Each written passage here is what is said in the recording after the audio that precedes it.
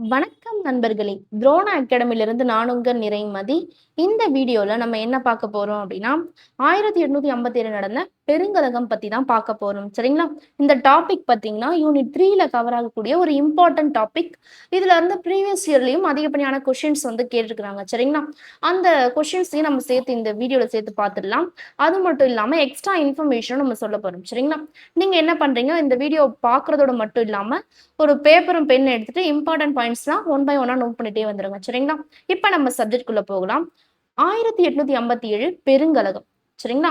இதுக்கு முன்னாடி பல போர்கள் நடந்திருக்கு, கலகம் நடந்திருக்கு, கிளர்ச்சி நடந்திருக்கு.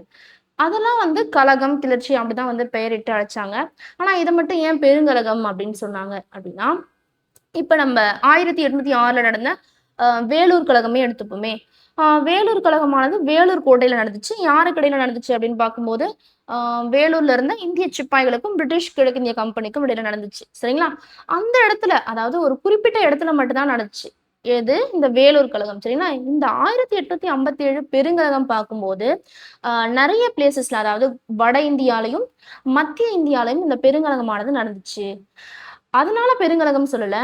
மக்களும் வந்து இது கூட வந்து இணைஞ்சாங்க. சரிங்களா? பிரிட்டிஷால பாதிக்கப்பட்ட அதிகப்படியான மக்கள் வந்து இணைஞ்சு, அது மட்டும் இல்லாம இந்திய சிப்பாய்களும் இணைந்து செயல்பட்டதுனால தான் இத பெருங்கழகம் அப்படின்னு வந்து சொல்றாங்க. ஓகேங்களா? இந்திய படை வீரர்கள் பிளஸ் மக்கள். ஓகேங்களா? இது யாருக்கு எதிரா அப்படின்னா, பிரிட்டிஷ் கிழக்கிந்திய கம்பெனிக்கு எதிரா. ஓகேங்களா? இந்த பெருங்கழகம் பத்தி பார்க்கும்போது, ஆ எல்லா போர்லயுமே இந்த பெருங்கழகத்துக்கு முன்னாடி நடந்த போர்கள், கர்நாடக போர்கள், மைசூர் போர், பிளாஸ்டிக் போர், பக்சார் போர் எல்லாத்துலயுமே பிரிட்டிஷ் தான் வந்து வின் பண்ணியிருப்பாங்க, வெற்றி அடைஞ்சிருப்பாங்க. சரிங்களா? அதுக்கு என்ன ரீசன் அப்படின்னு பார்க்கும்போது, பிரிட்டிஷுடைய ராணுவம் தான். சரிங்களா? வலிமையான ராணுவம். ஏன்னா, இந்த பிரிட்டிஷுடைய ராணுவத்துல நவீன ஆயுதங்கள், நவீன போர்க்கருவிகள் எல்லாமே வச்சு யூஸ் பண்ணாங்க. நம்ம இந்தியர்கள் கிட்ட வந்து அந்த அளவுக்குலாம் வந்து இல்ல. சாதாரணமா வாள், ஆ கூர் ஆயுதம் பிரிட்டிஷ் லெவல்ல நம்ம இந்தியர்கள் கிட்ட கிடையாது. சரிங்களா? அதனால தான் பிரிட்டிஷ் வந்து வின் பண்ண ரீசன். இந்த பிரிட்டிஷுடைய ராணுவத்த பத்தி ஒரு சின்ன இன்ஃபர்மேஷன் நம்ம தெரிஞ்சுக்கிட்டு, இந்த பெருங்கழகத்துக்குள்ள போகலாம். சரிங்களா? பிரிட்டிஷுடைய ராணுவமானது 3 பிரிவா இருந்துச்சு. சரிங்களா? ஆ எந்த சட்டத்தின்படி அப்படின்னு பார்க்கும்போது, 1773 ரெகுலேட்டிங் ஆக்ட், அதாவது ஒழுங்குமுறை சட்டத்தின்படி, ஆ பிரிட்டிஷுடைய ராணுவம் வந்து 3 பிரிவா வந்து பிரிச்சாங்க. சரிங்களா? மதராஸ், பம்பாய், கல்கத்தா. இதுக்கு ஹெட், இந்த பிரிட்டிஷுடைய ராணுவத்துக்கு ஹெட் யாருன்னு பார்த்தீங்கன்னா, கல்கத்தா. அதாவது வங்காளத்துல இருந்த கல்கத்தா தான் ஹெட். சரிங்களா? இந்த 1773 சட்டத்தின்படி வங்காளத்துடைய ஆளுநர் என்ன சொல்றாரோ, அதுதான் வந்து இந்த மதராஸ் ஆளுநரும், பம்பாய் ஆளுநரும் கேட்கணும் அப்படின்ற மாரி ரூல்ஸ். சரிங்களா? இந்த ஒழுங்குமுறை சட்டத்தின்படி இந்த ரூல்ஸ்லாம் வந்து போட்டுக்கிட்டாங்க. ஏன் வந்து பிரிட்டிஷுடைய ராணுவத்துல ஸ்டார்ட்டிங்ல பார்த்தீங்கன்னா, நம்ம இந்தியர்கள் வந்து இல்ல. ஃபுல்லாமே வந்து ஐரோப்பிய ராணுவ வீரர்கள் தான் இருந்தாங்க. அதுக்கப்புறம் தான் பிரிட்டிஷோட ராணுவத்திலேயே நம்ம இந்தியர்கள போய் சேர்ந்தாங்க. ஏன் அப்டின்னா, ஆ இதுக்கு முன்னாடி நடந்த பல போர்களா இருக்கட்டும். இப்ப மைசூர் போர் எடுத்துக்கிட்டோம்னா, திப்பு சுல்தான் வந்து இறந்துருவாரு. சரிங்களா? திப்பு சுல்தான வந்து கொன்னுடுவாங்க. அதுக்கப்புறம் அந்த ராணுவ படை வீரர்கள்லாம் என்ன பண்ணுவாங்க, அவங்களுக்கு தெரிஞ்சதுன்னா அந்த ராணுவம் மட்டும் தான். சரிங்களா? அப்ப வேலை இல்லாம இருப்பாங்க. அதனால பிரிட்டிஷோடைய ராணுவ படையிலே போயிட்டு வாழ்வாதாரத்த, அடுத்த கட்டம் வந்து போனோம் இல்லையா? வாழ்வாதாரத்த நோக்கி பிரிட்டிஷுடைய ராணுவத்திலே போய் சேர்ந்துக்கிறாங்க. சரிங்களா? அது மட்டும் இல்லாம பாளையக்காரர் போர்.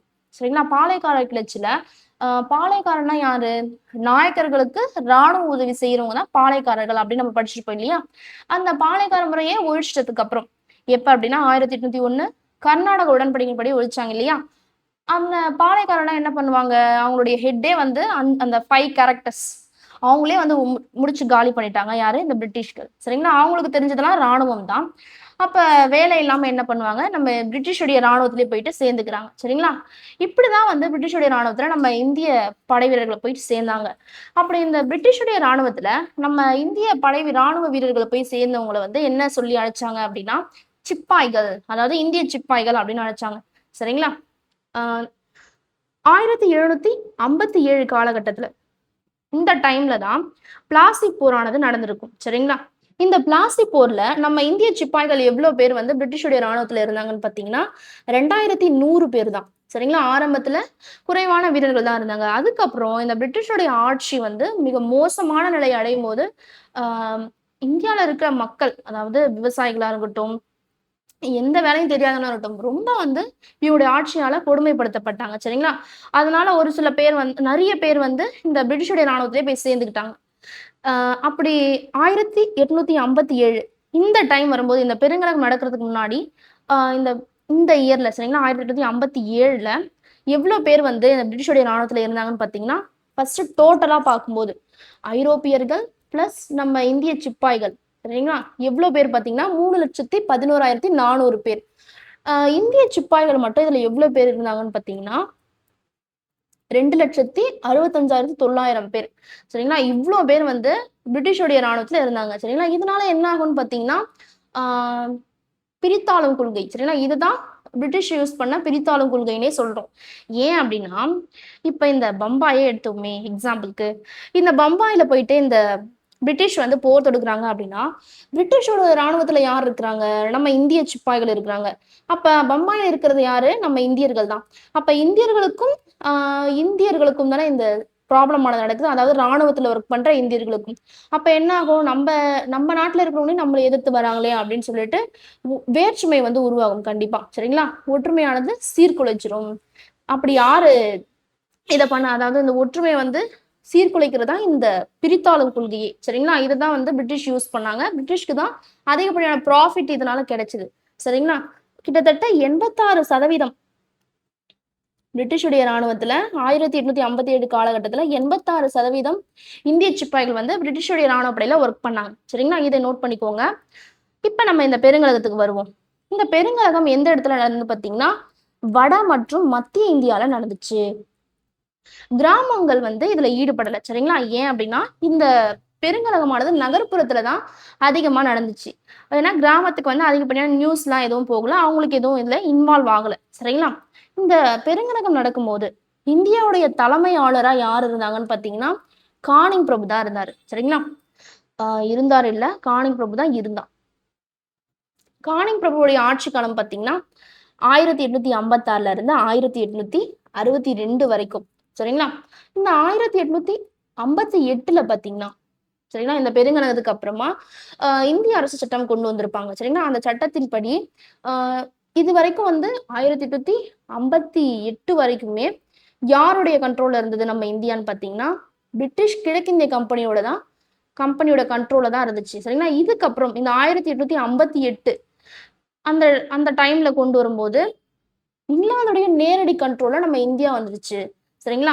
அதன்படி ஒரு சில பதவிலாம் வந்து கொடுக்குறாங்க, சேஞ்சஸ் பண்றாங்க. என்னென்ன பதவி அப்படின்னு பார்க்கும்போது ஃபர்ஸ்ட் இந்த இந்திய தலைமை ஆளுநர் சரிங்களா. இதுக்கு முன்னாடி என்ன பதவி இருந்துச்சுன்னு பாத்தீங்கன்னா வங்காளத்தின் ஆளுநர் சரிங்களா. வங்காளத்தின் ஆளுநர் அப்படின்ற பதவியானது இந்திய தலைமை ஆளுநரா மாத்தினாங்க. அதுக்கப்புறம் இந்தியாவோட தலைமை ஆளுநர் அப்படின்றத 1858 பாத்தீங்கன்னா வைஸ்ராய் அப்படின்ற புதிய பதவியா வந்து சேஞ்ச் பண்றாங்க சரிங்களா. அந்த பதவி பதிலா இந்த பதவி கொண்டு வராங்க. அப்படி இந்த 1858 கொண்டு வந்த வைஸ்ராய் பதவி, முதல் வைஸ்ராய் யாருன்னு பாத்தீங்கன்னா கானிங் தான் சரிங்களா. அப்ப வைஸ்ராய்க்கு முன்னாடி என்ன பதவி இருந்துச்சு, இந்திய தலைமை ஆளுநர், இந்தியாவுடைய கவர்னர் ஜெனரல். அப்ப கடைசி தலைமை ஆளுநர் யாருன்னு கேட்டாங்கன்னா கானிங் தான் சரிங்களா. இதையும் நோட் பண்ணிக்கோங்க. இது அப்படியே வந்து கொஸ்டின் கேட்டிருக்காங்க சரிங்களா. ப்ரீவியஸ் இயர்ல இந்த ரெண்டுமே கடைசி தலைமை ஆளுநர் முதல் வைஸ்ராய் அப்படின்னு கொஸ்டின் கேட்டிருக்காங்க, நோட் பண்ணிக்கோங்க சரிங்களா. இங்கிலாந்துடைய பிரதமர், அதாவது இந்த 1857 பெருங்கலகத்தில் நடக்கிறப்ப இங்கிலாந்துடைய பிரதமரா யார் இருந்தாங்கன்னு பாத்தீங்கன்னா ஹென்ரி ஜான் டெம்பிள் சரிங்களா. இதை நோட் பண்ணிக்கோங்க. இந்த பெருங்கலகத்தை எப்படி அழைச்சாங்கன்னு பாத்தீங்கன்னா, அதாவது ஆங்கில வரலாற்று ஆசிரியர்கள் சரிங்களா, ஆங்கில வரலாற்று ஆசிரியர்கள் இந்த 1857 பெருங்கலகத்தை எப்படி அழைச்சாங்கன்னா படை வீரர் கழகம் அல்லது இராணுவ கழகம் அப்படிதான் அழைச்சாங்க ஓகேங்களா. முதல் இந்திய சுதந்திர போர் அப்படின்னு இந்த பெருங்கலத்தை யார் அழைச்சாங்கன்னு பாத்தீங்கன்னா நம்ம இந்திய வரலாற்று ஆசிரியர்கள் ஓகேங்களா. இது கொஸ்டின் கேட்டிருக்காங்க, இதை நோட் பண்ணிக்கோங்க. இப்ப இந்த பெருங்கலகம் எந்தெந்த பிளேசஸ் எல்லாம் நடந்துச்சு அப்படின்றத நம்ம பார்க்க போறோம். 1857 பெருங்கலகம் நடைபெற்ற இடங்கள் சரிங்களா. பேசிக்காவே நம்ம ஒரு எக்ஸாம், அதாவது டிஎன்பிஎஸ்சியா இருக்கட்டும், கவர்மெண்ட் எக்ஸாமா இருக்கட்டும், ப்ரிப்பேர் பண்ணும்போது நம்ம இந்தியால எந்தெந்த ஸ்டேட் எந்தெந்த இடத்துல இருக்கு அப்படின்றத நம்ம பேசிக்காவே தெரிஞ்சிருக்கணும் சரிங்களா. அப்பதான் ஏதாச்சும் ஒரு டாபிக் எடுக்கும்போது ஒரு பிளேஸ் சொன்னாங்கன்னா இந்த ஸ்டேட்ல இருக்கு அப்படின்றது நமக்கு ஞாபகம் வரும் சரிங்களா, நமக்கு யூஸ்ஃபுல்லாகவும் இருக்கும். அதனாலதான் இந்த மேப் வந்து வெரி வெரி இம்பார்ட்டன்ட் அப்படின்னு சொல்றது சரிங்களா. இது வரைக்கும் தெரிஞ்சுக்கலனா பரவால்ல. இதுக்கப்புறம் தெரிஞ்சுக்கோங்க. ஓகேங்களா? நீங்க என்ன பண்றீங்க 10 மேப் வாங்கிட்டு முதல்ல இதெல்லாம் வந்து தெரிஞ்சுக்கோங்க. ஸ்டேட்ஸ் எங்க இருக்கு? அ அப்புறம் வந்து இந்த பெருங்கலகம் எந்தெந்த இடத்துல நடந்தது? அதையும் வந்து நோட் பண்ணி வச்சுக்கோங்க. உங்களுக்கு ஒரு ஹோம் ஒர்க்கும் நான் குடுக்க போறேன். சரிங்களா? இத முடிச்சுட்டு நான் சொல்லுவேன். அந்த ஹோம் ஒர்க் பண்ணிட்டு நீங்க கமெண்ட்ல சொல்லணும். யார் யாரெல்லாம் அந்த ஒர்க் பண்ணீங்க அப்டின்ட்டு. சரிங்களா? இப்ப நம்ம இந்த பிளேஸஸ்லாம் பார்க்க போறோம். அ டெல்லி, டெல்லி, மீரட், பரேலி, கான்பூர். இது 4ம் பார்த்தீங்கன்னா, வடமேற்கு மாகாணம். வடமேற்கு மாகாணத்துல இருந்த பிளேஸஸ் சரிங்களா? டெல்லி, மீரட், பரேலி, கான்பூர். ஆ 1947 சுதந்திரத்துக்கு அப்புறம் தான் நம்ம மாகாணங்கள் எல்லாமே வந்து மாநிலங்களா வந்து பிரிச்சாங்க அப்படின்னு நம்ம படிச்சிருப்போம் இல்லையா? பாலிட்டில படிச்சிருப்போம். ஆக்ரான்றது ஒரு தனி மாகாணமா தான் இருந்துச்சு. ஓகேங்களா? இதையும் நோட் பண்ணிக்கோங்க. குவாலியர், ஜான்சி, கல்ஃபி இது 3ம் வந்து மத்திய மாகாணம். சரிங்களா? லக்னோ, பைசாபாத் இது எந்த இடத்துல இருந்துச்சுன்னு பார்த்தீங்கன்னா, அவத் மாகாணம். ஜெகதீஷ்பூர், பனாரஸ், பாரக்பூர் இது பார்த்தீங்கன்னா, வங்காள மாகாணம். ஓகேங்களா? இது எல்லாமே நோட் பண்ணி வச்சுக்கோங்க. உங்களுக்கு என்ன ஹோம் ஒர்க்? ஹோம் ஒர்க் கிடையாது. உங்க லைஃப்க்கான ஒர்க் தான். சரிங்களா? உங்களுக்கு என்ன ஒர்க் பார்த்தீங்கன்னா, இப்ப நான் நான் வந்து மாகாணம் அத வந்து சொல்லியிருக்கேன் இல்லையா? நீங்க என்ன பண்றீங்க, இந்த பிளேஸஸ்லாம் இப்ப எந்தெந்த ஸ்டேட்ல வந்து இருந்துச்சு அப்படின்றத நோட் பண்ணி சொல்லுங்க. சரிங்களா? முடிச்சுட்டு கமெண்ட்ல சொல்லுங்க. கம்ப்ளீட்டட் அப்படின்னு சொல்லுங்க. ஓகேங்களா? இப்ப இந்த பெருங்கலகம் நடக்கிறதுக்கு நெறைய ரீசன் இருந்துச்சு.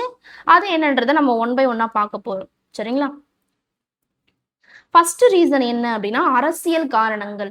சரிங்களா? அரசியல் அப்படின்னாலே, ஒரு நாட்ட வந்து எப்படி ரூல் பண்ணணும், எப்படிலாம் வந்து ரூல் பண்ணக்கூடாது.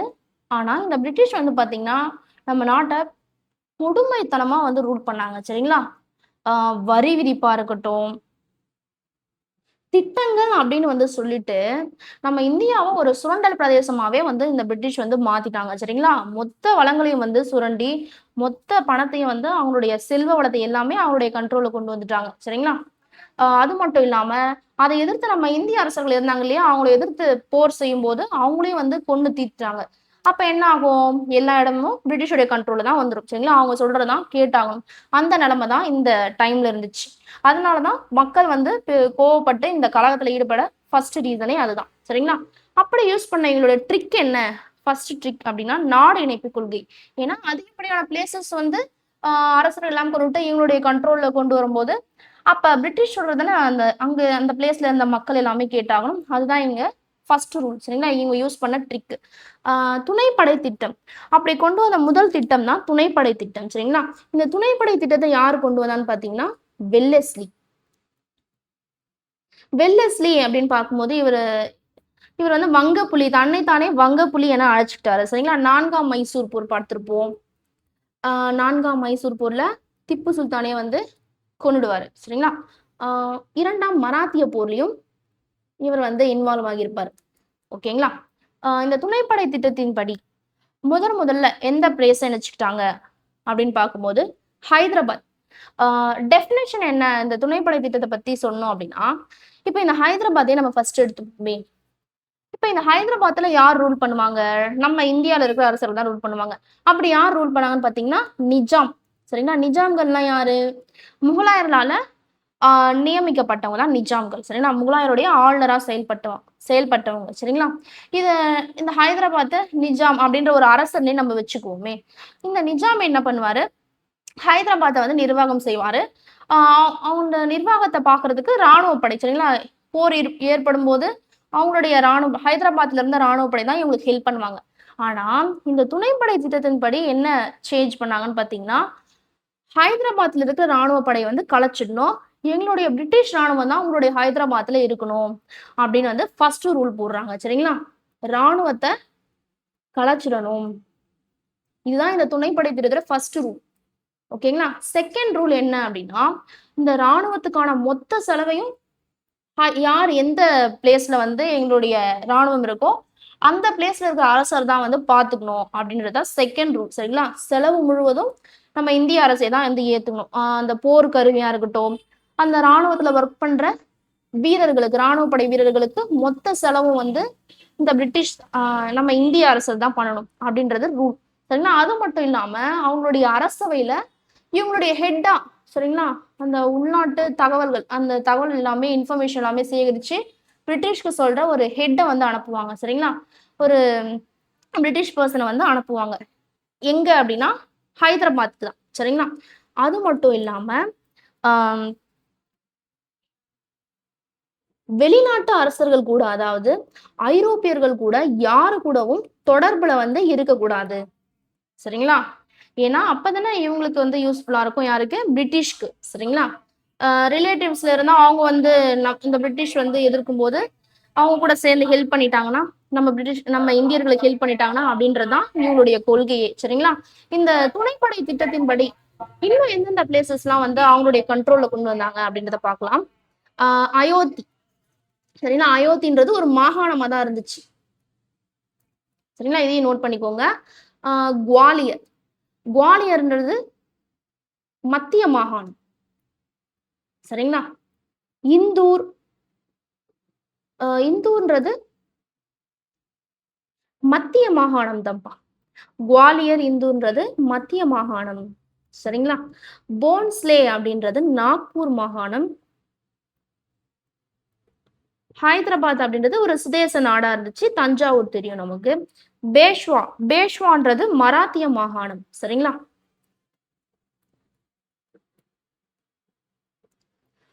உதய்பூர், ஜோத்பூர், ஜெய்ப்பூர், இது மூணுமே பாத்தீங்கன்னா ராஜபுதனம் மாகாணம். இதையே வந்து நோட் பண்ணிக்கோங்க. இந்த ஜெய்ப்பூர் பாத்தீங்கன்னா பிங்க் சிட்டி அப்படின்னு சொல்லுவாங்க.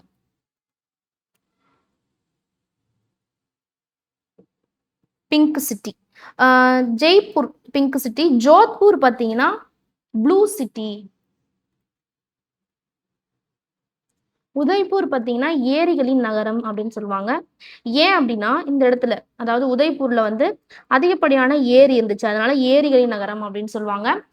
இந்த அயோத்தின்றது அவத். அவத்னு சொல்லுவாங்க. சரிங்களா? 2 பேர் இருக்கு. அயோத்தி மாகாணம், அவத் மாகாணம் ஒண்ணுதான். ஓகேங்களா? இதையும் வந்து நீங்க நோட் பண்ணிக்கோங்க.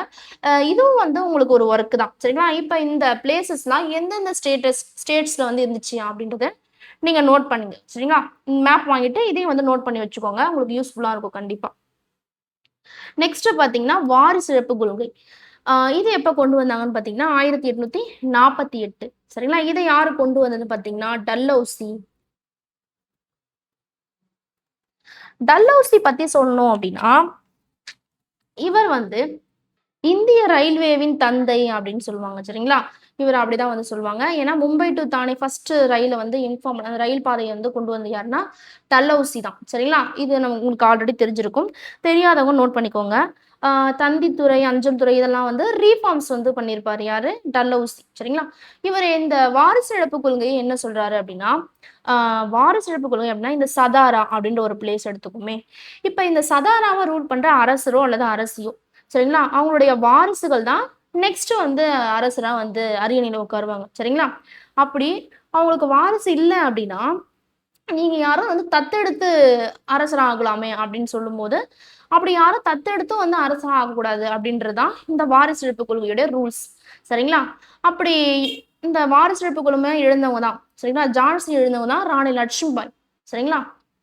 இந்த அப்படி தத்தெடுத்த மகனும் வந்து ரூல் பண்ணக்கூடாதா அப்படின்றது இவங்களுடைய ரூல். ஓகேங்களா? ஆனா இங்க பாத்தீங்கன்னா சொத்துல மட்டும் அவங்களுக்கு வந்து உரிமை இருக்கு. வாரிசா வந்து தத்தெடுத்தா சொத்துல மட்டும் உரிமை இருக்கு. சரிங்களா? சொத்து வந்து பங்கிட்டுக்கலாம். ஆனா அதிகாரத்துல பங்கு கிடையாது. சரிங்களா? அதுதான் இந்த வாரிசு இழப்பு கொள்கையுடைய ரூல்ஸ். ஓகேங்களா? இதன்படி எந்தெந்த பிளேசஸ்லாம் இந்த டல்ஹௌசி இணைச்சுக்கிட்டாங்கன்னு பாத்தீங்கன்னா ஃபர்ஸ்ட் வந்து சதாரா. சரிங்களா? 1848ல இணைச்சுக்கிட்டாங்க. ஜான்சி 1853. நாக்பூர் 1854. சரிங்களா? இன்னும் எந்தெந்த பிளேசஸ்லாம் இணைச்சுக்கிட்டாங்கன்னு நம்ம மேப்ல பார்க்கலாம். ஜான்சி. ஜான்சின்றது மத்திய மாகாணத்துல இருந்த ஒரு பிளேஸ். சரிங்களா? உதய்பூர். உதய்பூர் அங்க வந்து புதனம் அப்படின்னு வந்து சொல்லியிருப்போம். இங்க பாத்தீங்கன்னா உதய்பூர் வந்து மத்திய மாகாணம். சரிங்களா? உதய்பூர், ஜெய்ப்பூர், நாக்பூர், இது மூணுமே வந்து மத்திய மாகாணம் தான். ஓகேங்களா. பகத் அப்படின்றது பஞ்சாப்ல இருந்த ஒரு பிளேஸ். பஞ்சாப் வழியா மலைப்பகுதியில இருந்த பிளேஸ். இந்த ஜெய்ப்பூருக்கும் ஜெய்ப்பூருக்கும் ஆ டிஃபரன்ஸ் வந்து தெரிஞ்சுக்கோங்க. சரிங்களா? கன்ஃப்யூஸ் பண்ணிக்க வேணாம். இங்க வந்து ஜெய்ப்பூர், அங்க வந்து ஜெய்ப்பூர். சரிங்களா? இந்த உதய்பூர்ன்றது 2 இருக்கும். இங்க வந்து மத்திய மாகாணம், அங்க வந்து ராஜபுதனம் அப்படின்னு நம்ம பார்த்திருப்போம். சதாரா சதாரா எங்கன்னு பார்த்தீங்கன்னா, பம்பாய் மாகாணம். சரிங்களா? ஹைதராபாத்ன்றது ஒரு தேச நாடு. தஞ்சாவூர். சம்பல்பூர் பார்த்தீங்கன்னா, ம் வங்காள மாகாணம். சரிங்களா? வங்காள மாகாணத்துல இருந்த சம்பல்பூர். நெக்ஸ்ட் பார்த்தோம்னா, பொருளாதார காரணங்கள். சரிங்களா? பொருளாதார ரீதியா அதாவது நம்ம ஒரு லைஃப வந்து மூவ் பண்ணணும், அடுத்த கட்டத்துக்கு போணும் அப்படின்னா, ஃபர்ஸ்ட்டு அங்க என்ன நமக்கு தேவை அப்படின்னு பார்க்கும்போது, பணம் தான் தேவை. சரிங்களா? அந்த பணம் இல்லாம நம்ம இந்தியர்கள், அதாவது பிரிட்டிஷுடைய ஆட்சியில நம்ம இந்தியர்கள் எப்படிலாம் வந்து வறுமைக்கு ஆளானாங்க, பஞ்சத்துக்கு ஆளானாங்க, என்னென்ன கொடுமை இந்த பிரிட்டிஷ் வந்து பண்ணாங்க அப்படின்றத நம்ம பார்க்க போறோம். சரிங்களா? அ ஃபர்ஸ்ட் ரீசனா என்ன இருந்துச்சுன்னு பார்த்தீங்கன்னா, வேலையின்மை. இந்த பொருளாதார காரணங்கள்ல வேலையின்மை தான் பெரிய தாக்கத்தை ஏற்படுச்சு. யாருக்கு இடையில அப்படின்னு பார்க்கும்போது, நம்ம இந்திய மக்களான விவசாயிகளா இருக்கட்டும், கைவினைஞர் அப்படின்னா மண்பாண்டம் செய்றவங்க, பானை செய்றவங்க, சிற்பக்கலை அதாவது கட்டிடம் கட்டுறவங்க, இவங்க எல்லாருக்குமே வந்து பெரிய பாதிப்பா இருந்துச்சு.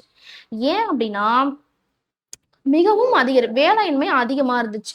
ஏன்னா, இந்த பிரிட்டிஷ் என்ன பண்ணாங்க, அதிக வரி விதிப்பு. இதுதான் வந்து ஃபர்ஸ்ட் ரீசனாவே இருந்துச்சு. சரிங்களா? மக்களிடையே அதிக வரி விதிப்பு. சரிங்களா? இந்த வரிய வந்து அதிகமா போடும்போது, மக்கள் என்ன பண்ணுவாங்க, அவங்களுடைய தொழிலே வந்து ஆல்ரெடி பாதிப்புல இருக்கு. ஏன் அப்டின்னா, இந்த பிரிட்டிஷ் வந்து என்ன பண்ணாங்க, மெஷின்ல செஞ்ச பொருட்கள்லாம் வந்து நம்ம இந்தியால சேல்ஸ் பண்ணாங்க. சரிங்களா? அதனால என்ன ஆச்சுன்னு பார்த்தீங்கன்னா, இந்தியாவுடைய பொருளாதாரம் வந்து பெரிய பாதிப்புக்குள்ளாச்சு. குடிசை தொழில்கள் எங்க பண்ணுவாங்க? கிராமத்துல தான் இந்த குடிசை தொழில்கள் பண்ணுவாங்க. சரிங்களா? அவங்களுக்கு தெரிஞ்ச தொழில வீட்லயே வந்து செய்வாங்க. அது இந்த இயந்திரம் மூலம் செஞ்சாங்க இல்லையா?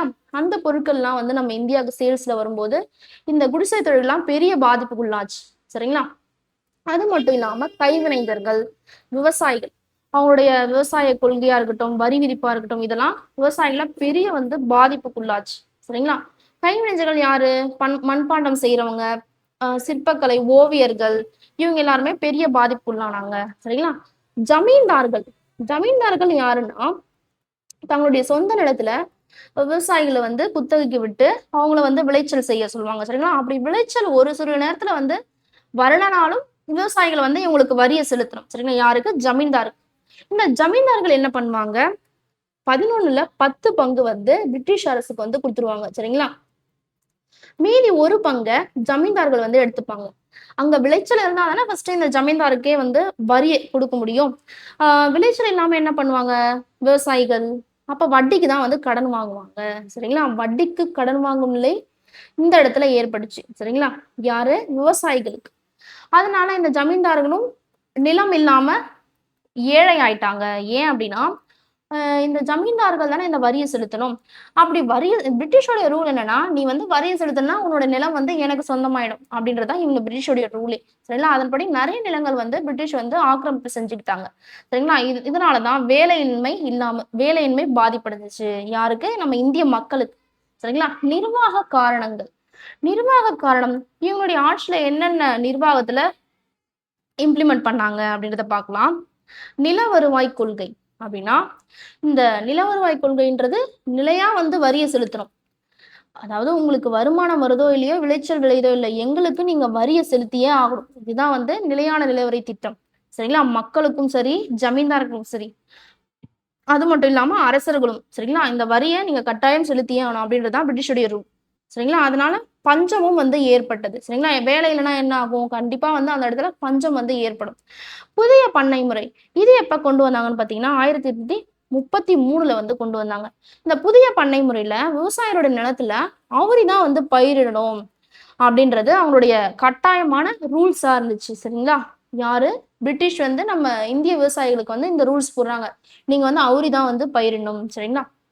இந்த அவுரி வந்து ஐரோப்பியர் இருக்காங்க இல்லையா? அவங்களுக்கு வந்து தேவையா இருந்துச்சு. அந்த டைம்ல நம்ம இந்திய விவசாயிகள வந்து கொடுமைப்படுத்தி, இந்த அவுரிய தான் நீங்க பயிரிடணும் அப்படின்னு சொல்லிட்டு கட்டாயப்படுத்துனாங்க. இதுவும் வந்து ஒரு ரீசனா இருந்துச்சு. சரிங்களா? அதிக வரிச்சுமை. நம்ம இந்தியா கிட்ட, அதாவது நம்ம இந்தியால இருக்கிற மக்கள் கிட்டயும், அரசர்கள் கிட்டயும், ஜமீன்தார்கிட்ட எல்லார்கிட்டயுமே வரிய வந்து வசூல் பண்ணி, நம்ம இந்தியா ஒரு சுரண்டல் பிரதேசமாவே மாத்திட்டாங்க. சரிங்களா? அதுல இருந்து அந்த வரி பணத்துல 10% வந்து இங்கிலாந்துக்கு செலவு பண்ணாங்க. சரிங்களா? அவங்களுடைய இங்கிலாந்து அரசுக்கு. அது மட்டும் இல்லாம அவங்களுடைய ராணுவத்துக்கும் வந்து இந்த வரிய வந்து நம்ம இந்தியர்கிட்ட இருந்து வாங்கின வரிய செலவழிச்சாங்க. சரிங்களா? அரசர்கள் மீதும், மக்கள் மீதும் வரிச்சுமை. மிக அதிக வரிய வந்து இம்ப்ளிமெண்ட் பண்ணாங்க. சரிங்களா? அப்படி வரி செலுத்தினா என்ன ஆகும்? அவங்களுடைய நிலத்தையும் வந்து இந்த பிரிட்டிஷ் வந்து அவங்களுடைய கண்ட்ரோல்ல கொண்டு வந்துருவாங்க. அதனால தான் வரியும் வந்து வட்டிக்கு வாங்கி செலுத்த ஆரம்பிச்சாங்க. சரிங்களா? அது மட்டும் இல்லாம எரியிற நெருப்புல எண்ணெய் ஊத்துற மாரி இனாம் கமிஷன் அப்படின்னு ஒண்ணு போட்டாங்க. எப்ப அப்படின்னா 1852. சரிங்களா? அதாவது யாருடைய பேர்லயும் இல்லாத நிலத்தையும், ரெஜிஸ்டர் பண்ணாத நிலத்தையும் வந்து இவங்களுடைய கண்ட்ரோல்ல, அதாவது பிரிட்டிஷ்க்கு சொந்தம் அப்படின்னு வந்து அறிவிச்சுடுறாங்க. அதுதான் இந்த இனாம் கமிஷன். சரிங்களா? இந்த இனாம் கமிஷன் படி 21,000 தோட்டங்களையும், நிலங்களையும் வந்து உரிமம் இல்லாம இருந்ததால, சரிங்களா? இவங்களுடைய கண்ட்ரோல் வந்து கொண்டு வந்துட்டாங்க. பிரிட்டிஷ்க்கு வந்து சொந்தமாயிடுச்சு. அதாவது 21,000 தோட்டங்களையும், நிலத்தையும் பிரிட்டிஷ் வந்து அபகரிச்சுட்டாங்க. சரிங்களா? எப்படிலாம் வந்து டார்ச்சர் பண்ணிடுறாங்க. அப்ப நம்ம இந்திய விவசாயிகள், மக்கள்லாம் எப்படி இருந்தாங்கன்னு பார்த்தீங்கன்னா, இப்படிதான். எதுவுமே வந்து புரியாம ஒரு கன்ஃப்யூஷன்லயே வந்து வாழ்ந்துட்டு இருந்தாங்க. வறுமையிலயும், பஞ்சத்திலயும். சரிங்களா? அ அது மட்டும் இல்லாம ஊழலும் வந்து இவங்க கிட்ட, யார்கிட்ட? இந்த பிரிட்டிஷ் கிட்ட அதிகமா இருந்துச்சு. அ எப்படி அப்படின்னா, இந்த விவசாயிகள் என்ன பண்ணாங்க, இது மாரி வரி வந்து அதிகமா எங்களால விளைச்சல் இல்ல, வரி செலுத்த முடியல அப்படின்னு சொல்லிட்டு, அவங்களால பிரிட்டிஷை எதிர்த்து வந்து ஒண்ணும் செய்ய முடியாது. ஆனா நீதித்துறையில போயிட்டு கம்ப்ளைண்ட் பண்ணலாம் இல்லையா? அப்படி அந்த அரசு துறையிலயும் வந்து கம்ப்ளைண்ட் பண்ணும்போது, மனு குடுக்கும்போது, அங்கேயும் வந்து அதிகப்படியான ஊழல் இருந்துச்சு. பணம் வந்து வாங்குனாங்க அதிகப்படியா. மனு வாங்கணும்னா, இவ்வளோ பணம் நீ குடுத்தா தான் நான் வந்து இத வந்து மேலிடத்துக்கு அனுப்புவேன் அப்படின்ற மாரி அந்த அரசு அலுவலகங்களையும் வந்து நெறைய ஊழல் இருந்துச்சு. சரிங்களா? அதனால விவசாயிகளால எதுவுமே வந்து பண்ண முடியல. ஓகேங்களா? சமூக காரணங்கள். சமூக காரணம் அப்டின்னா, சமூகத்துல மக்களிடையே வந்து என்னென்ன கொடுமை வந்து பண்ணாங்க அப்படின்றத பார்க்க போறோம். சாதி ஏலாணலை நீக்க சட்டம். இது எப்ப கொண்டு வந்தாங்கன்னு பார்த்தீங்கன்னா, 1850ல வந்து கொண்டு வராங்க. யாருடைய பீரியட்லனா, டல்ஹவுஸ். சரிங்களா? இந்த ஜாதி ஏறாநிலை நீக்கச் சட்டம் அப்படின்னா, அதாவது தாழ்த்தப்பட்டோருக்கு வந்து சொத்துரிமை, சொத்துல வந்து பங்கு இருக்கு அப்படின்னு சொல்லிட்டு இந்த சட்டத்த கொண்டு வராங்க. சரிங்களா? தாழ்த்தப்பட்டோருக்கு சொத்துரிமை. ஆனா இந்துக்கள் வந்து இதுக்கு வந்து எதிர்ப்பு தெரிவிச்சாங்க. சரிங்களா? அவங்களுக்கு மட்டும் சொத்து உரிமை இருக்கா அப்படின்னு சொல்லிட்டு இந்துக்கள் வந்து எதிர்ப்பு தெரிவிச்சாங்க இந்த சட்டத்துக்கு எதிரா. சரிங்களா? இதைய நோட் பண்ணிக்கோங்க. தொடர் வண்டிகளில், அதாவது ட்ரெயின்ல பார்த்தீங்கன்னா, தொடர் வண்டியில நம்ம இந்தியர்கள வந்து அனுமதிக்கல. எந்த வகுப்புல அப்படின்னு பார்த்தீங்கன்னா, ஃபர்ஸ்ட் கிளாஸ்ல. சரிங்களா? முதல் வகுப்பு தொடர் வண்டியில, முதல் வகுப்புல நம்ம இந்தியர்கள் பயணம் செய்ய அனுமதிக்கல. இதையும் வந்து நோட் பண்ணிக்கோங்க. இது கொஸ்டின் கேட்டுருக்காங்க ஆல்ரெடி. சரிங்களா? 1829ல அ நம்ம இந்தியர்களுக்கு ஒரு சில நல்லதும் வந்து செஞ்சிருந்தாலும், ஆனா மக்கள் வந்து, "நீ பண்ண கொடுமைக்கெல்லாம் இந்த ஒரு நல்லது செஞ்சானா, உன்ன வந்து நல்லவனா வந்து ஏத்துக்க முடியாது." அப்படின்ற சிச்சுவேஷன்ல தான் நம்ம இந்திய மக்கள் இருந்தாங்க. ஏன்னா, பிரிட்டிஷுடைய தலையீடு, பிரிட்டிஷ் இன்வால்வ் ஆவுறது நம்ம இந்தியருக்கு பிடிக்கல. சரிங்களா? அவங்க நல்லது செஞ்சாலும் நம்ம இந்தியருக்கு பிடிக்கல. என்ன நல்லதுன்னு பார்த்தீங்கன்னா, ஒரு சில சட்டங்கள் வந்து கொண்டு வந்திருப்பாங்க. சரிங்களா? சதி ஒழிப்பு சட்டம் 1829ல ராஜாராம் மோகன் ராயோடைய முயற்சியால, சரிங்களா? வில்லியம் பெண்டிங் பிரபு ஆட்சி காலத்துல இந்த சட்டமானது கொண்டு வந்தாங்க. சரிங்களா? இத நோட் பண்ணிக்கோங்க. இதுவும் கொஸ்டின் கேட்டிருக்காங்க. 1856ல விதவை மறுமணச் சட்டம். இந்த சட்டம் கொண்டு வரதுக்கு யார் ரீசன் பார்த்தீங்கன்னா, ஈஸ்வர் சந்திர வித்யாசாகர். சரிங்களா? இதையும் நோட் பண்ணிக்கோங்க. என்னதான் சட்டம் கொண்டு வந்தாலும், பிரிட்டிஷ் வந்து இதுல இன்வால்வ் ஆகுறது நம்ம இந்திய மக்களுக்கு வந்து பிடிக்கல. சரிங்களா? ராணுவ காரணம். இதுதான் வந்து இந்த பிரிட்டிஷ் இந்த பெருங்கடல் நடக்கிறதுக்கு ரீசனா இருந்துச்சு. சரிங்களா? இந்த வேலை இல்லன்னு தான் இந்த ராணுவத்திலேயே போயிட்டு பிரிட்டிஷுடைய ராணுவத்திலேயே நம்ம இந்தியர்கள் போயிட்டு சேர்ந்தாங்க. அங்கேயும் வந்து கொடுமை பண்ணாங்க. சரிங்களா? என்னென்ன அவமானப்படுத்துனாங்க அப்படின்றத பார்க்கலாம். குறைவான ஊதியம். சரிங்களா? ஆ யாருக்கு? நம்ம இந்திய சிப்பாய்களுக்கு. ஆனா, ஆங்கிலேய ராணுவ வீரர்களுக்கு அதிகப்படியான ஊதியம் குடுத்தாங்க. நம்ம இந்திய சிப்பாய்களுக்கு பதவி உயர்வும் குடுக்கல. அதிகப்படியான பதவி உயர்வு என்னவா இருந்துச்சு? என்ன போஸ்டிங் பார்த்தீங்கன்னா, சுபேதார் லெவல் தான். சரிங்களா? ஆனா, இந்த அதிகாரிகள் இருப்பாங்க இல்லையா? அந்த ராணுவ படைக்கு அந்த பொறுப்புகளுக்கெல்லாம் ஐரோப்பியர்களால அதாவது ஐரோப்பிய ஆங்கிலேயர்கள், ஐரோப்பியர்கள் இருந்து ஆங்கிலேய படை வீரர்கள் தான் இந்த பதவியெல்லாம் வந்து நியமிக்கப்பட்டாங்க. சரிங்களா? ஒரு சட்டமும் வந்து கொண்டு வந்தாங்க 1856ல பொது ராணுவ பணியாளர் சட்டம். இந்த சட்டம் எதுக்காகனா நம்ம இந்திய சிப்பாய்களை அவங்களுக்கு தேவை அப்படின்னா கடல் கடந்து போயிட்டு நீங்க வந்து வேலை செய்யணும் அப்படின்னு சொல்லிட்டு கட்டாயமா வந்து இந்த சட்டத்தை வந்து இம்ப்ளிமெண்ட் பண்ணாங்க. சரிங்களா? ஆனா இந்திய சிப்பாய்கள் என்ன நினைச்சாங்கன்னா கடல் கடந்து போனா நம்மளுடைய ஜாதியை வந்து இழந்துருவோம் அப்படின்னு சொல்லிட்டு நம்ம இந்தியர்கள் வந்து நம்பினாங்க. அதனால இதனாலையும் வந்து இந்த நம்ம இந்திய சிப்பாய்கள் ஆங்கிலேயர் மேல வெறுப்படைஞ்சாங்க. சரிங்களா? இந்த பெருங்கலகம் உடனே வந்து வெடிக்கிறதுக்கு என்ன ரீசனா இருந்துச்சு? உடனடி காரணம் என்ன அப்படின்னு பாத்தீங்கன்னா என்ஃபீல்டு ரக துப்பாக்கி. பிரிட்டிஷ் வந்து அவங்களுடைய ராணுவ படையில வந்து என்ஃபீல்டு ரக துப்பாக்கி அப்படின்ற ஒரு துப்பாக்கி வந்து இன்ட்ரோடியூஸ் பண்றாங்க. சரிங்களா? அந்த துப்பாக்கியுடைய தோட்டாக்கள்ல சரிங்களா கொழுப்பு தடவிருந்தாங்க. சரிங்களா? என்ன கொழுப்பு அப்படின்னா மிருக கொழுப்பு. அதாவது பன்றியுடைய கொழுப்பையும் பசுவுடைய கொழுப்பையும் தடவிருந்தாங்க. பன்றின்றது முஸ்லிம்கள் வெறுக்கக்கூடிய ஒரு விலங்கு. சரிங்களா? பசுன்றது இந்துக்களால வணங்கக்கூடிய ஒரு விலங்கு. அப்ப இந்த 2 விலங்குடைய கொழுப்பையும் வந்து தடவும் போது அதுல வேலை பார்த்த இந்திய சிப்பாய்களுக்கு அதிக கோபம் வந்துடுச்சு. சரிங்களா? அந்த தோட்டாவை வந்து இன்சர்ட் பண்ணணும், அந்த துப்பாக்கி உள்ள இன்சர்ட் பண்ணணும் அப்படின்னா அந்த மேலுறையை வந்து வாயில வந்து கடிச்சு, அதாவது இது இங்க பண்றாங்க பாத்தீங்களா, வாயில வந்து கடிச்சு எடுத்து அதில் கடிச்சு எடுத்தாதான் அதில் இன்சர்ட்டே பண்ண முடியும். சரிங்களா? அப்படி வாயில வைக்கும் போது அதுல வந்து கொழுப்பு தடவி இருக்கும்போது அதை வந்து வெறுத்தாங்க இல்லையா? அதனால நிறைய கோவம் வந்துருது. யாருக்கு? நம்ம இந்திய சிப்பாய்களுக்கு. சரிங்களா? அதனாலதான் இந்த புரட்சியானது வெடிக்கிறதுக்கு உடனடி ரீசனா இந்த துப்பாக்கியானது இருந்துச்சு. சரிங்களா? அப்படி உடனடியா அந்த கழகத்துல ஈடுபட்டவர் யாருன்னு பாத்தீங்கன்னா மங்கள் பாண்டே. இவருக்கு வந்து சம கோவம் வந்து வந்துடும். சரிங்களா? அதனால மார்ச் 29 1857ல அவருடைய மேல் அதிகாரி, சரிங்களா, ஒரு ஒரு படைக்கும் ஒரு ஒரு அதிகாரி இருப்பாங்க இல்லையா, ராணுவ படைக்கு மேல் அதிகாரியை வந்து டக்குன்னு வந்து சுற்றுவாரு. சரிங்களா? சுட்டு கொன்னுடுவாரு. அதனால இவரும் வந்து பின்னாடி கைது செஞ்சு தூக்குல போட்டுருவாங்க. யாரு? மங்கள் பாண்டே. சரிங்களா? இதை வந்து நம்ம பின்னாடி பார்க்க போறோம். சரிங்களா? இப்ப இந்த பெருங்கலகம் எந்தெந்த இடத்துல நடந்து அதுக்கு யார் தலைமை தாங்கினாங்க, யார் வந்து அடக்குனாங்க அப்படின்றதை நம்ம பார்க்க போறோம். சரிங்களா? ஃபர்ஸ்ட் எந்த இடம் அப்படின்னு பாத்தீங்கன்னா பெர்ஹாம்பூர். சரிங்களா? இது எந்த பிளேஸ் பாத்தீங்கன்னா ஒடிசால இருந்த ஒரு பிளேஸ். இந்த பெராம்பூர்ல இருந்து தான் முதல் எதிர்ப்பானது வந்துச்சு. சரிங்களா? ஏன்னா இந்த பெராம்பூர் மக்கள் பெராம்பூர் படையில இருந்த இந்திய சிப்பாய்கள் வந்து அதுல அந்த தோட்டா வந்து கொழுப்பு தடவிறத கண்டுபிடிச்சிட்டாங்க. அதனால அதை தொட வந்து பிடிக்கல. சரிங்களா? அதனாலதான் முதல் எதிர்ப்பு இந்த பெராம்பூர்ல இருந்து வெளிப்பட்டது. சரிங்களா? எப்ப அப்படின்னா 1857 பிப்ரவரி 26. இதை வந்து நோட் பண்ணிக்கோங்க. முதல் எதிர்ப்பு தேதி இது வந்து கேட்டிருக்காங்க, ஆல்ரெடி கொஸ்டின் கேட்டிருக்காங்க, இதையும் நோட் பண்ணிக்கோங்க. எத்தனாவது படைப்பிரிவு அப்படின்னு பார்க்கும்போது 19வது படைப்பிரிவு. 19வது படைப்பிரிவு தான் எதிர்ப்பு தெரிவிச்சாங்க. சரிங்களா? முதலில் இந்த தோட்டாக்களை தொடர்ந்து புரட்சியில் ஈடுபட்டனர். எந்த இடம் அப்படின்னு கேட்டாங்கன்னா பெராம்பூர். இதை வந்து மறக்க கூடாது, இதை நோட் பண்ணிக்கோங்க. பாரக்பூர். சரிங்களா? செகண்ட் வந்து பாரக்பூர். பாரக்பூர் எங்க இருக்கு பாத்தீங்கன்னா கல்கத்தா. ஓகேங்களா? இந்த பாரக்பூர்ல எப்படி வந்து எதிர்ப்பு வெளியாச்சு, எந்த டேட்லன்னு பாத்தீங்கன்னா மார்ச் 29 1857. இங்கதான் வந்து இந்த மங்கள் பாண்டே வந்து வருவார். சரிங்களா? வங்காள படைப்பிரிவை சேர்ந்தவர். வங்காளத்துலதான் இந்த கல்கத்தாவானது இருந்துச்சு. சரிங்களா? இந்த கொழுப்பு தடவப்பட்ட தோட்டா வந்து யூஸ் பண்ண மாட்டோம் அப்படின்னு சொல்லிட்டு மறுப்பு தெரிவிச்சாரு. உடனே வந்து கோவம் வந்து அவங்களுடைய மேல் அதிகாரியான லெப்டினன்ட் பாக்க வந்து சுட்டு கொள்ளுடுவார். சரிங்களா? அதுக்கப்புறம் இந்த மங்கள் பாண்டேவை பிடிச்சி ஏப்ரல் 8 1857 தூக்குல போட்டுருவாங்க. சரிங்களா? இந்த எதிர்ப்பு தெரிவித்தவர் சரிங்களா மங்கள் பாண்டேவியும் இந்த டேட்டும் வந்து கொஸ்டின் கேட்டுக்கிறாங்க, இதை நோட் பண்ணிக்கோங்க. இவர் தான் மங்கள் பாண்டே. சரிங்களா? மீரட். மீரட்ல எப்ப எதிர்ப்பு வெளியாச்சுன்னு பாத்தீங்கன்னா 1857. சரிங்களா? இங்க எத்தனாவது படைப்பிரிவு அப்படின்னு பார்க்கும்போது 7வது படைப்பிரிவு. சரிங்களா? இங்க பாத்தீங்கன்னா மீரட் 7வது படைப்பிரிவு. இங்க வந்து சொல்லவே இல்லை பாத்தீங்களா, இதையும் நோட் பண்ணிக்கோங்க. பாரக்பூர்ல வந்து 34வது படைப்பிரிவு. சரிங்களா? மீரட்ல 7வது படைப்பிரிவு.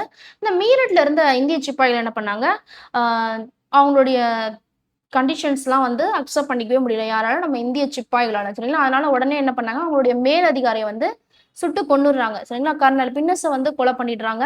அதுக்கப்புறம் இன்னும் சில அதிகாரிகள் இருப்பாங்க இல்லையா, ஆங்கில அதிகாரிகள், அவங்களையும் வந்து கொண்டுட்டு மீரட்ல இருந்து தப்பிச்சு எல்லாரும் வந்து ஒண்ணு சேர்ந்து மே 10 1857 எல்லாரும் வந்து கிளம்பிடுறாங்க. அந்த கிளர்ச்சியில வந்து ஈடுபட்டு கொலை பண்ணிட்டு கிளம்பிடுறாங்க. எங்க அப்படின்னா டெல்லிக்கு. சரிங்களா? மே 11 1857.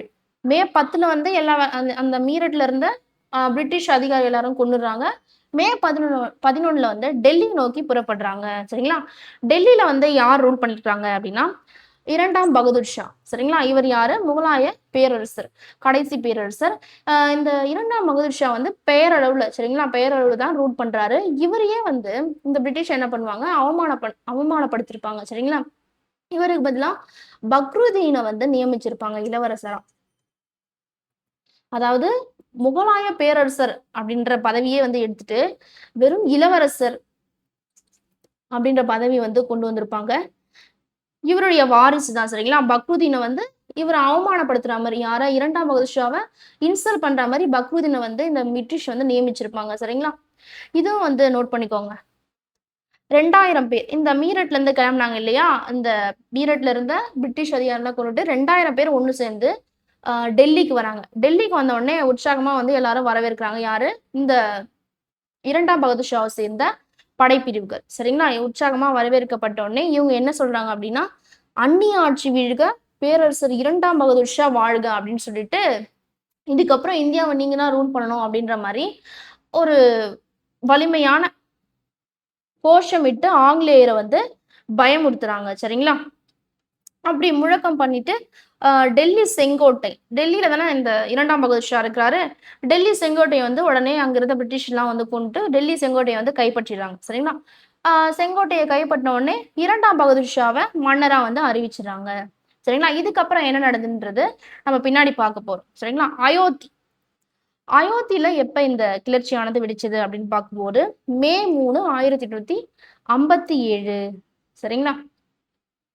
அயோத்தியில பாத்தீங்கன்னா பொதுமக்கள், அரசு அதிகாரிகள், சரிங்களா? கவர்மெண்ட் எம்ப்ளாயீஸ் எல்லாருமே வந்து பிரிட்டிஷால பாதிக்கப்பட்டவங்க எல்லாருமே இந்த அயோத்தியில வந்து கிளர்ச்சியில ஈடுபடுறாங்க. சரிங்களா? அயோத்தியில தான் அதிகப்படியான கிளர்ச்சி நடந்தது. இங்கதான் அதிகப்படியான மக்கள் வந்து கொல்லப்பட்டாங்க. சரிங்களா?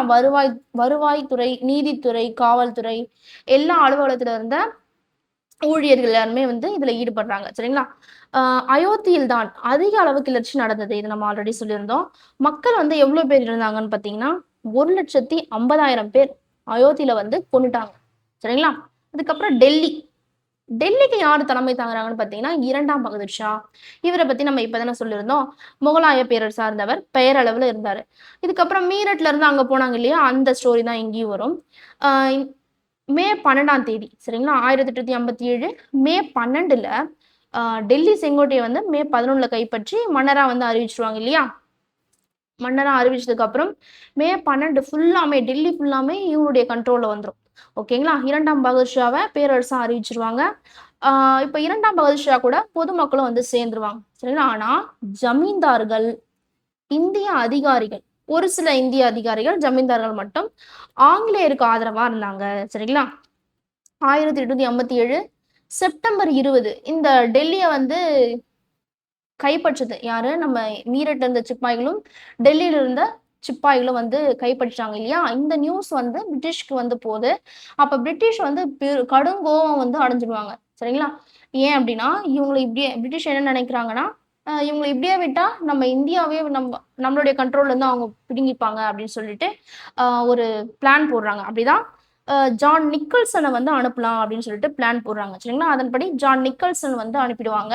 எங்க அப்படின்னா டெல்லிக்கு. சரிங்களா? இவர் வந்து செப்டம்பர் 20ல வந்து இந்த டெல்லிய வந்து டெல்லியில இருந்த கிளர்ச்சியாளர்லாம் அடக்கிடுவாரு. சரிங்களா?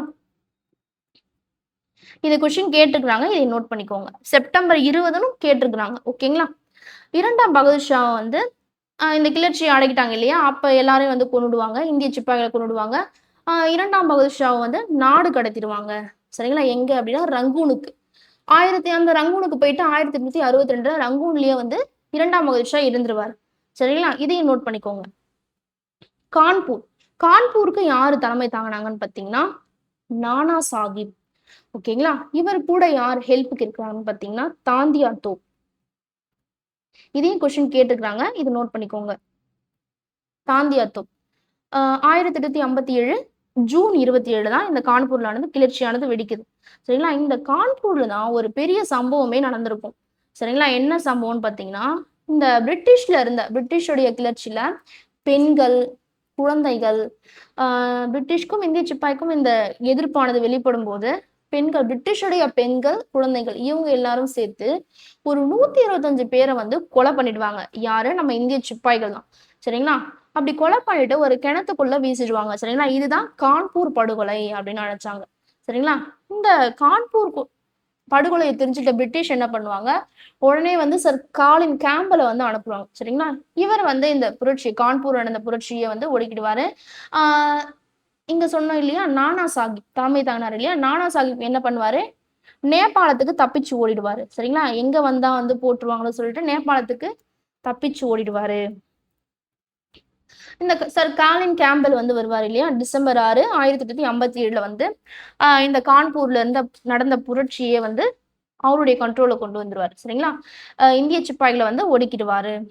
இதுக்கப்புறம் எந்த இடத்துல நடந்துச்சுன்னு பாத்தீங்கன்னா, பனாரஸ் புரட்சி. பனாரஸ் அப்படின்னாலே வாரணாசி அப்படின்னு இன்னொரு பேர் இருக்கு. சரிங்களா? இது எந்த இடத்துல இருந்துச்சு பாத்தீங்கன்னா, வங்காள மாகாணத்துல இருந்த ஒரு பிளேஸ். இந்த கான்பூர் படுகொலை நடந்தது இல்லையா, யார் தலைமை தாங்கினாங்க,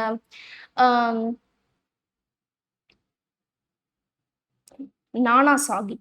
சரிங்களா? நானா சாஹிப் என்ன பண்ணாரு, நேபாளத்துக்கு தப்பிச்சு ஓட்டாரு. இவருக்கு பழி தீர்க்கும் விதமா கர்னல் நீல் என்பவர் வந்து இங்க வந்து இன்வால்வ் ஆகுவார். பனாரஸ் புரட்சியில ஈடுபடுவாரு. சரிங்களா? கர்னல் நீல் வந்து என்ன பண்ணுவாரு, நம்ம இந்திய மக்களை, இந்தியாவை சேர்ந்த பொதுமக்களை கொன்னு குவிச்சிருவாரு. சரிங்களா? எதுக்கு பழி தீர்க்கும் விதமா, கான்பூர் படுகொலைக்கு. சரிங்களா? இதை நோட் பண்ணிக்கோங்க. இந்த பனாரஸ் புரட்சியை வந்து கொஸ்டின் கேட்டுக்கிறாங்க, இதை நோட் பண்ணிக்கோங்க. இந்த பனாரஸ்ல நடந்த எதிர்ப்பு வெளிப்பட்டது இல்லையா, இந்திய சிப்பாய்கள் அதை வந்து அடக்கிடுவாரு. அதனால அது மட்டும் இல்லாம பொதுமக்களையும் வந்து அதிகப்படியான பொதுமக்களையும் கொன்னுடுவாரு. இதனால பிரிட்டிஷ் என்ன பண்ணாங்கன்னு பாத்தீங்கன்னா, 1857 நீலுக்கு வந்து ஒரு சிலையை வைப்பாங்க. சரிங்களா? எங்க அப்படின்னா சென்னையில. சரிங்களா? இதை எதிர்த்து 1927ஆம் ஆண்டு போராட்டம் வந்து நடந்துச்சு. சரிங்களா? எதுக்கு அப்படின்னா, இந்த நீல் சிலையை வந்து இங்கெல்லாம் வைக்கக்கூடாது, அகற்றிடுங்க. பிரிட்டிஷே வந்து ஒரு துரதிருஷ்டமானவங்க, அதனால அவங்களோட சிலைலாம் இங்க இருக்கக்கூடாது அப்படின்னு சொல்லிட்டு போராட்டம் நடத்துவாங்க. யாருடைய தலைமையில பாத்தீங்கன்னா, சோமயாஜுலு.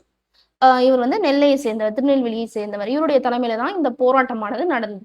சரிங்களா? இதையும் நோட் பண்ணிக்கோங்க. இவர் வந்து வன்முறையான செயல்ல ஈடுபட்டதுனால அலகாபாத்தின் கசாப்புக்காரன் அப்படின்னு அழைக்கப்பட்டார். யாரு? நீல். சரிங்களா? இதையும் நோட் பண்ணிக்கோங்க. அதுக்கப்புறம் லக்னோல வந்து புரட்சியானது நடந்திருக்கும். அந்த புரட்சியில வந்து கர்னல் நீல் வந்து படுகொலை செய்யப்படுவார். சரிங்களா? மக்கள் சேர்ந்து இவரை கொன்னுடுவாங்க. ஓகேங்களா? நெக்ஸ்ட் வந்து லக்னோ. லக்னோக்கு யாரு தலைமை தாங்கினாங்கன்னு பாத்தீங்கன்னா, பேகம் ஹஸ்ரத் மஹால். ஓகேங்களா? 1857 ஜூன் 4ல இந்த எதிர்ப்பானது வெளிப்பட்டது. இந்த கிளர்ச்சியை யார் வந்து அடக்குனாங்கன்னு பாத்தீங்கன்னா, கேம்பல். இந்த கிளர்ச்சியை அடக்கியவர் வந்து வெரி வெரி இம்பார்ட்டன்ட், எல்லாத்துலயுமே இம்பார்ட்டன்ட். சரிங்களா? இதை நோட் பண்ணிக்கோங்க. 1858 மார்ச்ல வந்து இவர் அடக்கிறாரு. ஓகேங்களா? இந்த பேகம் ஹஸ்ரத் மஹால் என்ன பண்றாங்க அப்படின்னா, அப்ப அந்த கிளர்ச்சி இடத்துல இருந்தா நம்மளையும் வந்து கொன்னுடுவாங்கன்னு சொல்லிட்டு நேபாளத்துக்கு தப்பிச்சு போயிடுவாங்க. பேகம் ஹஸ்ரத் மஹாலும் நேபாளத்துக்கு தப்பிச்சு போயிடுவாங்க. நானா சாஹிப் சொல்லுங்க இல்லையா, அவரும் வந்து நேபாளத்துக்கு தப்பிச்சு போயிடுவாங்க. ஜான்சி வெரி வெரி இம்பார்ட்டன்ட், இது நோட் பண்ணிக்கோங்க. ராணி லட்சுமிபாய் தான் தலைமை தாங்குறாங்க. சரிங்களா? மத்திய மாகாணத்துல இருந்த ஜான்சி. ஓகேங்களா? மத்திய இந்தியா. 1858 ஏப்ரல் 3ல தான் இந்த புரட்சியானது வெளிப்பட்டது. இந்த ஜான்சி ராணி லட்சுமிபாயோடைய கணவர் யாருன்னு பாத்தீங்கன்னா, கங்காதர் ராவ். சரிங்களா? கங்காதர் ராவுடைய விதவை மனைவி. இவங்களுக்கு வந்து வாரிசு எதுவும் கிடையாது. அதனால இவங்க என்ன பண்ணுவாங்க, ஒரு மகனை வந்து தத்து எடுத்துப்பாங்க. சரிங்களா? அவங்க பேர் தான் தாமோதர் ராவ். சரிங்களா? இந்த வாரிசு இழப்பு கொள்கை மூலமா இந்த ஜான்சியை வந்து பிரிட்டிஷ் வந்து இணைச்சுப்பாங்க. சரிங்களா? அதனால பாதிக்கப்பட்டவங்களும் இந்த லட்சுமிபாய் தான். இந்த வாரிசு வந்து செல்லாது அப்படின்னு சொல்லிட்டு இந்த ஜான்சியை வந்து அவங்களுடைய கண்ட்ரோல்ல இணைச்சுப்பாங்க. சரிங்களா? வாரிசு இழப்பு கொள்கையால பாதிக்கப்பட்டவர். அதனால இவங்க என்ன பண்ணுவாங்க, ஜான்சி தான் நம்ம கையை விட்டு போயிடுச்சு, நம்ம தாந்தியத்தை கூட சேர்ந்து குவாலியரை வந்து கைப்பற்றிடலாம் அப்படின்னு சொல்லிட்டு தாந்தியா கூட போயிட்டு சேர்ந்துக்கிறாங்க. சரிங்களா? இப்போ குவாலியரை வந்து கைப்பற்றிடுறாங்க. இது வந்து பிரிட்டிஷ்க்கு வந்து தெரிஞ்சிடுது. உடனே பிரிட்டிஷ் என்ன பண்றாங்க அப்படின்னா, சர் ஹக்ரோஸை வந்து அனுப்புறாங்க. சரிங்களா? எப்ப அப்படின்னா ஏப்ரல் 3 1858. ஓகேங்களா? சர் ஹக்ரோஸ் தான் இந்த குவாலியர் நடந்த புரட்சிய வந்து ஒடுக்கியவர். சரிங்களா? அடக்கியவர் அப்படின்னு சொல்லலாம். இத நோட் பண்ணிக்கோங்க. இதுவும் கொஸ்டின் கேட்டுருக்காங்க. 1858 ஜூன் 17 சரிங்களா? லட்சுமிபாய் வந்து போர்க்களத்திலேயே வந்து இறந்துருவாங்க. வீர மரணம் அடைஞ்சாங்க. யாரு? ராணி லட்சுமிபாய். சரிங்களா? தாந்திய தோப்பு என்ன பண்ணுவாரு? தலைமறைவாயிடுவாரு. 1859 ஏப்ரல்ல வந்து தலைமறைவு தலைமறைவு அப்படின்னா தப்பிச்சு போயிடுவாரு. எங்கேயாச்சும் போயிட்டு ஒளிஞ்சுப்பாரு. ஆனா இவர வந்து தூக்குல போட்டுடுறாங்க. சரிங்களா? இவர காட்டி கொடுத்தது யாரு அப்படின்னு பார்த்தீங்கன்னா, மான்சிங். பிரிட்டிஷ் கிட்ட காட்டி கொடுத்தது யாருன்னா, மான்சிங். இவர் வந்து ஒரு நிலக்கிழார் தான். இந்த மான்சிங் என்ன பண்ணுவாரு, இங்க தான் வந்து ஒளிஞ்சிருக்கலாம் அப்படின்னு சொல்லிட்டு இவர் இருந்த இடத்த வந்து காட்டி கொடுத்துட்டாரு. யாருக்கு? பிரிட்டிஷ்க்கு. ஓகேங்களா? இதையும் வந்து கொஸ்டினா கேட்டிருக்காங்க. நோட் பண்ணிக்கோங்க. கிளர்ச்சிக்காரர்களிலேயே லட்சுமிபாய் தான் துணிச்சல் மிக்க இராணுவ தலைவர் அப்படின்னு யார் சொன்னாரு அப்படின்னா, இந்த குவாலியர்ல நடந்த புரட்சியை அடக்குனாங்க இல்லையா, ஹக்ரோஸ் அவரே வந்து சொல்லியிருக்காரு. அப்பனா பாத்துக்கோங்க எவ்வளவு வந்து துணிச்சல் மிக்க தைரியமான ஒரு பெண்ணா இருந்திருப்பாங்க.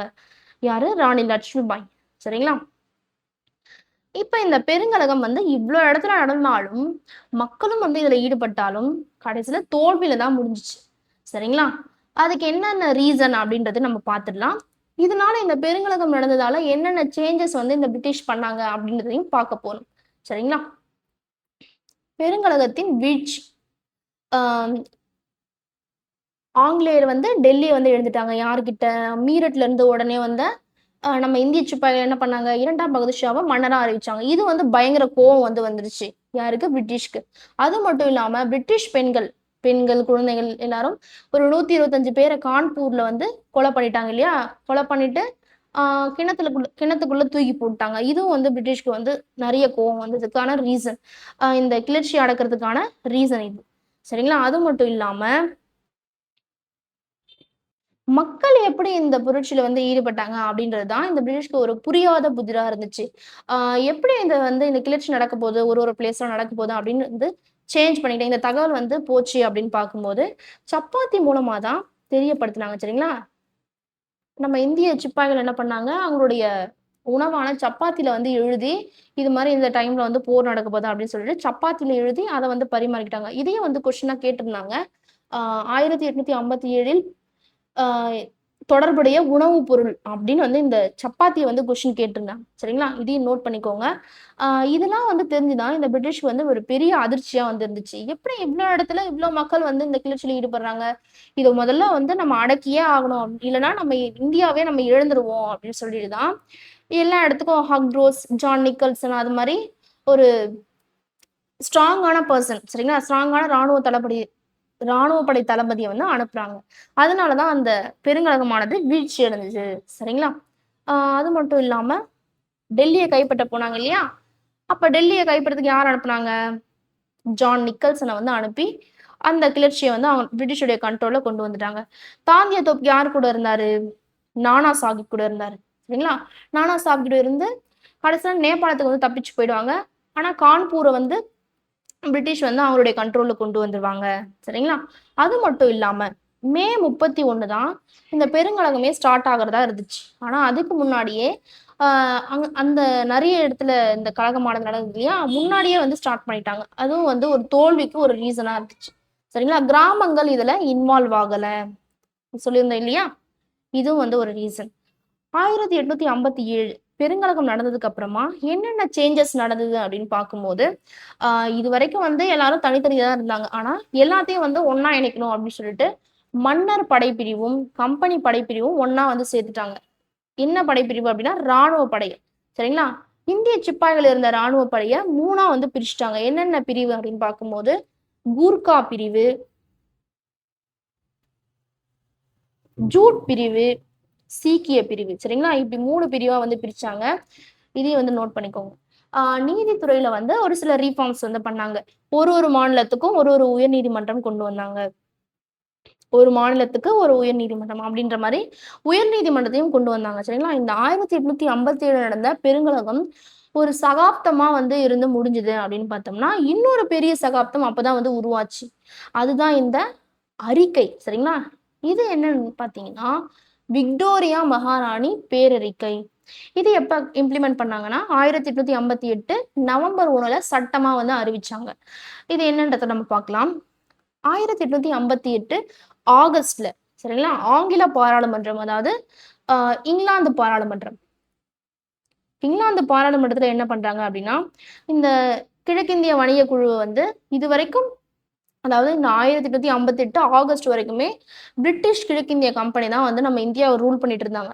இதுக்கப்புறம் அவங்களுடைய ஆட்சியை வந்து க்ளோஸ் பண்ணிட்டாங்க, சரிங்களா. அதுக்கப்புறம் இங்கிலாந்துடைய கண்ட்ரோல்ல இந்தியா வந்து வந்துருது. இங்கிலாந்துடைய கண்ட்ரோல்ல டைரக்டா வந்து இந்தியாவை ரூல் பண்ண ஸ்டார்ட் பண்ணிடுறாங்க, சரிங்களா. இந்த சட்டம் எப்போ வந்து நிறைவேறுச்சு அப்படின்னு பார்த்தீங்கன்னா 1858 நவம்பர் 1, சரிங்களா. இங்கிலாந்து பாராளுமன்றத்துல நிறைவேறினது ஆகஸ்ட், சட்டமா வந்து இன்ட்ரோடியூஸ் பண்ணது வந்து நவம்பர் 1, சரிங்களா. யார் வந்து நம்ம இந்தியாவோட வைஸ்ராயா இருக்கிறாங்கன்னு பார்த்தீங்கன்னா கானிங் பிரபு. அதாவது இந்த கவர்னர் ஜெனரல், தலைமை ஆளுநருக்கு பதிலாக வைஸ்ராய் அப்படின்ற புதிய பதவி கொண்டு வந்தாங்க அப்படின்னு நம்ம பார்த்துருந்தோம் இல்லையா. அதன்படி வைஸ்ராயா நியமிக்கப்பட்ட கானிங் பிரபுவுடைய ஆட்சி காலத்தில் தான் இந்த சட்டமானது கொண்டு வரப்பட்டது, சரிங்களா. அலகாபாத் எந்த இடம்னு பார்த்தீங்கன்னா அலகாபாத். இதையும் வந்து கொஸ்டினா கேட்டிருக்கிறாங்க, இதை நோட் பண்ணிக்கோங்க. இதுக்கப்புறம் என்னாச்சு, இங்கிலாந்துடைய நேரடி கண்ட்ரோல் நம்ம இந்தியா வந்துருச்சு. நேரடி ஆட்சி அப்படின்னா இங்கிலாந்து, சரிங்களா. இதுக்கப்புறம் என்னாச்சுன்னு பார்த்தீங்கன்னா இயக்குனர் மற்றும் கட்டுப்பாட்டு வாரியம், இது யாருடைய ஆட்சி காலத்துல கொண்டு வந்தாங்கன்னு பார்த்தீங்கன்னா கிழக்கிந்திய கம்பெனி. இதுக்கு முன்னாடி ரூல் பண்ண கிழக்கிந்திய கம்பெனிய காலத்துல தான் வந்து இதை கொண்டு வந்தாங்க. இதை வந்து கலைச்சிடுறாங்க, சரிங்களா. இதெல்லாம் எதுவுமே இருக்கக்கூடாது. அதுக்கு பதிலா 15 பேரை வந்து நியமிக்கிறாங்க, சரிங்களா. அதுக்கு ஒரு ஹெட்டும் வந்து நியமிக்கிறாங்க. இப்ப இந்த சட்டம் கொண்டு வந்தாங்க இல்லையா, 1858 நவம்பர் 1 இந்திய அரசு சட்டம் அப்படின்னு சொல்லுவாங்க. விக்டோரியா மகாராணி பேரறிக்கை அப்படின்னு சொல்லுவாங்க. இந்திய மக்களின் உரிமைகளின் மகாசாசனம் அல்லது மேக்னகர்தா இப்படின்னு சொல்லுவாங்க, சரிங்களா. இதை நோட் பண்ணிக்கோங்க. 3 பேர் இதுக்கு இருக்கு இந்த அறிக்கைக்கு, சரிங்களா. இது வந்து கொஸ்டின் ஆல்ரெடி கேட்டிருக்காங்க. இப்ப இந்த பெருங்கலகம் நடந்தது இல்லையா, 1857 ஆண்டு பெருங்கலகம் நடந்ததை வச்சு நம்ம இந்திய அறிஞர்கள், அதாவது பல அறிஞர்களை வந்து ஒரு சில கூற்றுகளை வந்து சொல்லியிருக்கிறாங்க. அதை வந்து நம்ம பார்க்க போறோம், சரிங்களா. Jawaharlal Nehru discovery of India, அவரோட டிஸ்கவரி ஆஃப் இந்தியா என்ற புத்தகத்துல இந்த பெருங்கலகத்தை பத்தி என்ன சொல்லியிருக்கிறாரு அப்படின்னா,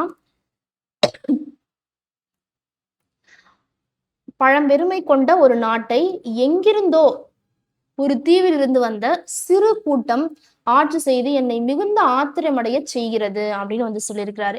யாரு? ஜவஹர்லால் நேரு, சரிங்களா. 1857 ஆண்டு பெருங்கலகம் முதல் இந்திய சுதந்திர போர் அப்படின்னு சொன்னவர் யாருன்னா வி.டி. சவார்கர். 1857 ஆண்டு பெரும் புரட்சி முதலும் அல்ல தேசிய சுதந்திர போரும் அல்ல அப்படின்னு சொன்னவங்க யாருன்னா ஆர்.சி. மஜும்தார், சரிங்களா. இது ஆல்ரெடி கொஸ்டின் கேட்டிருக்கிறாங்க. அதிகாரத்தை கைப்பற்றிய பின் முழு இயக்கமாகவும் முன்னோக்கி நடத்த ஒருங்கிணைந்த திட்டம் இல்லை, அதாவது எல்லாரும் ஒன்னா சேர்ந்து செயல்படல, ஒரே டைம்ல ஸ்டார்ட் பண்ணல அப்படின்னு சொன்னவர் யாருன்னா பிபின் சந்திரசன், சரிங்களா. The making of the Bengal army அப்படின்ற ஒரு புத்தகத்துல ஒரு இராணுவ வீரர்களின் கழகம் விரைவாக தனது குணாதிசயத்தை மாற்றிக்கொண்டு தேசிய எழுச்சியாக மாறியது அப்படின்னு சொன்ன யாருன்னா கர்னல் மல்லீசன், சரிங்களா. இதையும் கொஸ்டின் கேட்டிருக்காங்க, இதை நோட் பண்ணிக்கோங்க. ஆங்கிலேயர்களை வெளியேற்ற இந்து முஸ்லிம் கூட்டாக மேற்கொண்ட சதியாகும், டி.ஆர். ஹோம்ஸ், சரிங்களா. இதுல இந்த டாபிக்ல பாத்தீங்கன்னா, அதாவது இந்த கூற்றுகள்ல இன்னும் ஒரு சில கூற்றுகளும் புக்ல இருக்கும், அதையே வந்து நீங்க கம்பைன் பண்ணி நோட்ல மேக் பண்ணிக்கோங்க, சரிங்களா. நோட்ல இருந்து நோட்ஸ் எடுத்துக்கோங்க. ஓகே நண்பர்களே, இந்த வீடியோல நம்ம 1857 நடந்த பெருங்கலகம் பத்தி பார்த்துருக்கோம், சரிங்களா. கண்டிப்பா நான் சொன்ன ஒர்க், அதாவது இந்த மேப்ல சொன்ன ஒர்க்கு நீங்க பண்ணிடுங்க, அது உங்களுக்கு ரொம்ப யூஸ்ஃபுல்லா இருக்கும், சரிங்களா. நம்ம டெலிகிராம் சேனல்ல ஜாயின் பண்ணாதவங்க ஜாயின் பண்ணிக்கோங்க, டிஸ்கிரிப்ஷன்ல லிங்க் இருக்கு, சரிங்களா. உங்களுக்கு ஏதாச்சும் இந்த டாபிக்ல இந்த கிளாஸ்ல ஏதாச்சும் உங்களுக்கு டவுட்ஸ் இருந்துச்சு அப்படின்னா கமெண்ட்ல சொல்லுங்க, சரிங்களா. ஓகே நண்பர்களே, தேங்க்யூ.